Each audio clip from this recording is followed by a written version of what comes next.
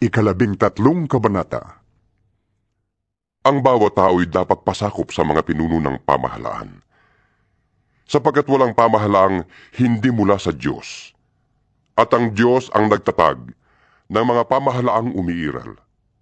Kaya nga, ang lumalaban sa pamahalaan ay lumalaban sa itinakda ng Diyos, at sila'y parurusahan.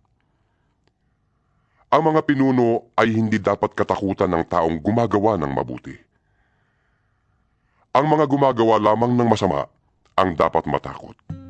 Kung ayaw mong matakot sa mga namumuno, gumawa ka ng mabuti at papupurihan ka pa nila. Sila'y mga lingkod ng Diyos sa ikabubuti mo. Ngunit, kung gumagawa ka ng masama, dapat kang matakot, sapagkat sila'y may kapangyarihang magparusa. Sila'y mga lingkod ng Diyos na nagpaparusa sa mga gumagawa ng masama.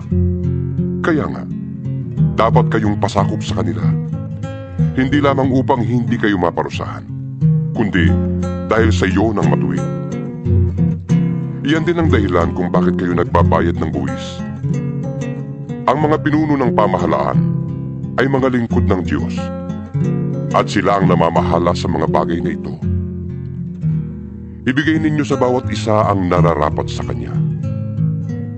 Magbayad kayo ng buwis sa kinauukulan.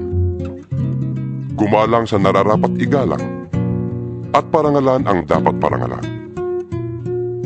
Huwag kayong magkakaroon ng saguting kanino man, maliban sa saguting magmahalan sa isa't isa. Sapagkat ang nagmamahal sa kapwa ay nakakatupad sa kautusan.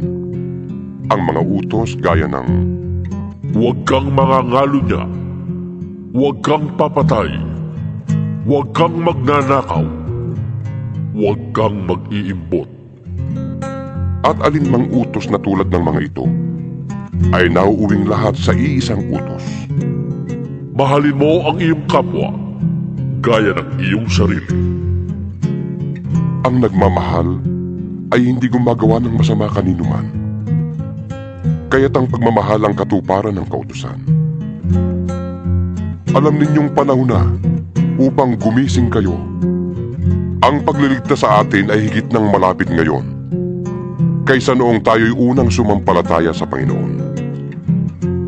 Namamaalam na ang gabi at malapit ng lumiwanag. Layuan na natin ang lahat ng gawang masama at italaga natin ang sarili sa paggawa ng mabuti. Mamuhay tayo sa liwanag at huwag gugulin ang panahon sa magulong pagsasaya at paglalasing, sa pagpapakasawa sa hilig ng laman at kahalayan, sa alitan at inggitan. Ang Panginoong Hesukristo ang paghariin ninyo sa inyong buhay, at huwag ninyong sundin ang mga hilig ng laman.